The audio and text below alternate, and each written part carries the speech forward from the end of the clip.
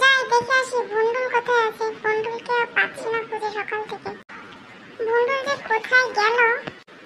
হাঁটতে হাঁটতে বন্ডুলের বাড়ির সামনে চলে আসলাম। বন্ডুল কোথায়? কে বন্ডুল, কোথায় ছিলিস? না রে, আজকে আসলে একটু পড়ালেখা করছিলাম। তুই আর পড়ালেখা? কি বলছিস এসব? তোর শরীর ঠিক আছে তো? জ্বর ঠর আসেনি তো? দেখি তোর গায়ে হাত দিয়ে। না, জ্বর তো আসেনি। ভাই, আমি পুরো সুস্থ আছি, কিন্তু আজকের থেকে আমি ডিসিশন নিয়েছি, এখন থেকে আমি সব সময় ক্লাসের পড়া মুখস্থ করব।